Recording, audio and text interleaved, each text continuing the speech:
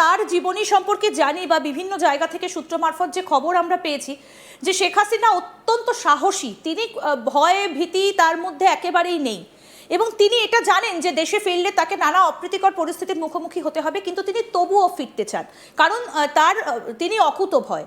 কিন্তু এখন প্রশ্ন হচ্ছে এই যে ছাত্র আন্দোলন, আমরা একটু শোনাই যে ছাত্রদের নিয়ে তিনি গতকাল কি বলেছেন, তারপরে আমি আসছি আপনার কাছে, আবার প্রশ্নটা নিয়ে আসছি। Genuine students were emotionally manipulated, while organized groups used their movement as cover for violence and regime change. Muhammad Yunus himself said this was a meticulously designed movement led by a mastermind. আমি এই জায়গাটায় যে তিনি বলছেন Mohammad Yunus meticulously ছাত্রদেরকে ব্যবহার করেছিলেন, কিন্তু এখন কি ছাত্ররা বুঝতে পেরেছেন যে তাদেরকে ব্যবহার করা হয়েছিল? তাহলে কি বাংলাদেশ আবার একটা গণ অভ্যুত্থানের পথে হাঁটতে চলেছে, কিংবা শেখ হাসিনা দেশে ফিরলে আইন শৃঙ্খলা পরিস্থিতির কি কোনো রকম কোনো প্রভাব পড়তে পারে সেখানে গিয়ে?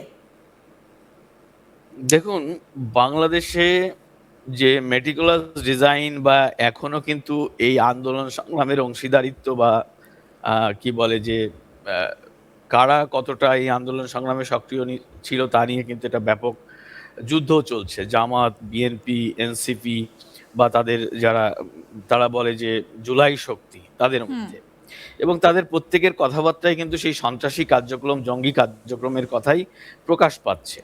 তারাই বলছে যে এই আন্দোলন ছিল শেখ হাসিনার বিরুদ্ধে একটা ষড়যন্ত্র, তাকে সরানোর একটা ষড়যন্ত্র। তো ছাত্র যে আন্দোলন তো ছিল কোটার দাবিতে আন্দোলন, চাকরিতে কোটা ব্যবস্থা। তো সেই চাকরিতে কোটা ব্যবস্থার আন্দোলনকে আপনি এখন নিজেরাই বলছেন যে সেটি ছিল শেখ হাসিনার পতনের আন্দোলন। তো সেখানে সেই জায়গায় দাঁড়িয়ে তো বাংলাদেশ দুটো ভাগে ভাগ হয়ে গেছে, এবং যেটা বললেন যে মানুষ কিন্তু সাধারণ মানুষ বুঝতে শুরু করেছে যে না, শেখ হাসিনাকে অবৈধভাবে, শেখ হাসিনাকে অন্যায়ভাবে ক্ষমতাচ্যুত করা হয়েছে, এবং তার দায়ভার এই যারা আজকে রাষ্ট্র ক্ষমতায়, যারা আজকে আছে বাংলাদেশের রাজনীতিতে, তারাই, এবং তারা তা থেকে পরিত্রাণ চায়। এই জন্যই রাস্তায় দাঁড়িয়ে আজকে ধানমন্ডির ভিডিও দেখালেন আপনি। এরকম কালকে জুলাই জাদুঘর যেটি বানানো হয়েছে, কথিত জুলাই জাদুঘর, যেখানে শেখ হাসিনার বাসভবন ছিল, সেটা ভেঙে জুলাইয়ের বিভিন্ন স্থাপনা বানানো হয়েছে। সেখানে একটা লোক কালকে আমি দেখেছি যে সে দাঁড়িয়ে শেখ হাসিনার আসবাবপত্র, শেখ হাসিনার যা জিনিসপত্রগুলো রাখা হয়েছে জুলাই জাদুঘরে, সেইগুলো দেখে কান্নায় ভেঙে পড়েছে। সাংবাদিকরা প্রশ্ন করেছে আপনি কান্না করছেন, বলছে আবেগে। বলছে কিসের আবেগে? শেখ হাসিনার জন্য? বলছে হ্যাঁ। শেখ হাসিনা দেশে আসবে? বললো অবশ্যই আসবে। এই যে মানুষের আবেগ, এটি দিন দিন কিন্তু বৃদ্ধি পাচ্ছে।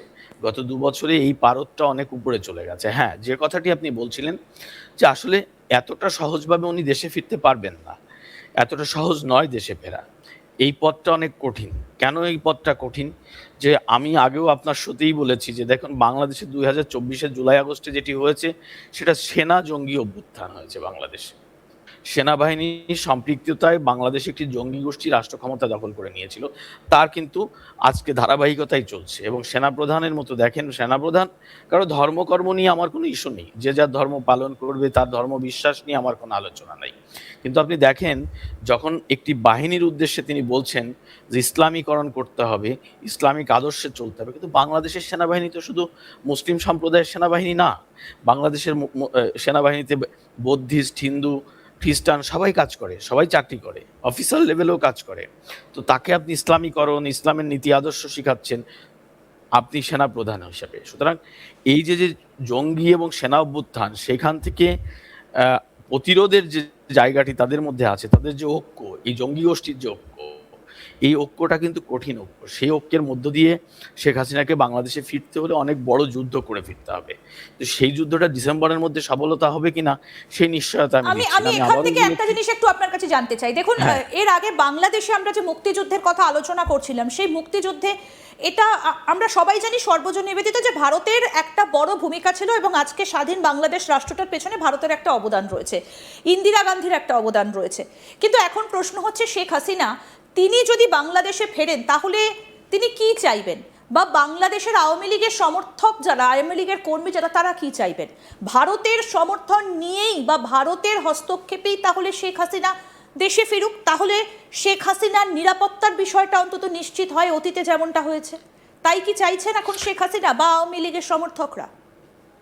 এটি সারা বাংলাদেশের মানুষই চান যে ভারত বন্ধুত্বের হাত বাড়িয়ে যেভাবে শেখ হাসিনাকে গ্রহণ করেছিলেন ওই দুঃসময়ে, তার আগেও একবার উনি ইন্ডিয়ার মাটিতে থেকে রাজনৈতিক কর্মকাণ্ড পরিচালনা করেই বাংলাদেশে ফিরেছেন। তখন ভারতের এবং এবার হস্তক্ষেপে তিনি ফিরেছিলেন। হ্যাঁ, এবারও এই একই ধারাবাহিকতা আছে এবং ওনাকে গত ২ বছর শেখ হাসিনা ভারত সরকার স্পেশাল সিকিউরিটি মানে যেটি রাষ্ট্রীয় প্রোটোকল দিয়েই কিন্তু দিল্লিতে রেখেছেন। এবং আমি আপনাকে একটু আগে যেটি বললাম যে উনি সমস্ত প্রকার রাজনৈতিক কর্মকাণ্ড করার সুযোগ পাচ্ছেন সেখানে। দলীয় নেতাকর্মীদের সাথে দেখা করা থেকে শুরু করে আলাপ আলোচনা, মিটিং, ভার্চুয়াল মিটিং হলে উনি করছেন সরাসরি সেটি।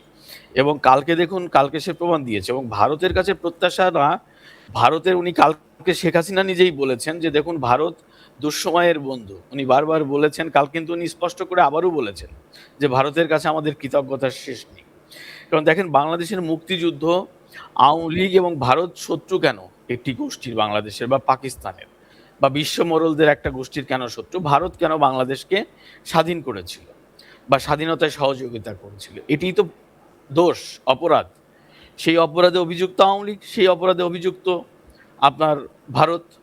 তো ভারতকে যে চিন্তা চেতনা বা যে প্রত্যাশা নিয়ে ভারত বাংলাদেশের পাশে দাঁড়িয়েছিল 1971-এ, সেই চিন্তা চেতনার বাংলাদেশে ফিরাতে হলে ভারতকে অবশ্যই আওয়ামী লীগের পাশে দাঁড়াতে হবে এবং শেখ হাসিনার নিরাপত্তা নিশ্চিতের জন্য আন্তর্জাতিক মহল এবং বাংলাদেশ সরকারের সঙ্গে একটা বোঝাপড়া করতে হবে।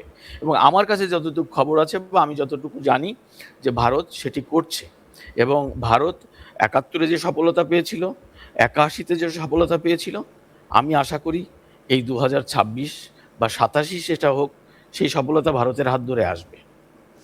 দাদা আপনি আমাদের সঙ্গে থাকুন, আমরা আরেকটা বক্তব্য শেখ হাসিনার একটু শোনাই।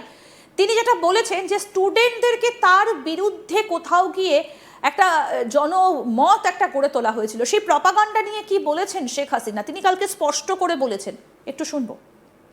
It was not a peaceful student movement. From the beginning, my government tried to resolve the issue peacefully through dialogue, legal process, and patience.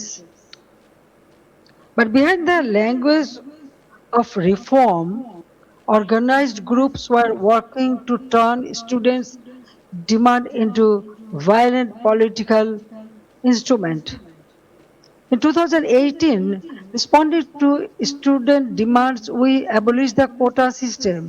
In 2024, when the High Court annulled the decision, the government appealed because we wanted to uphold the abolition.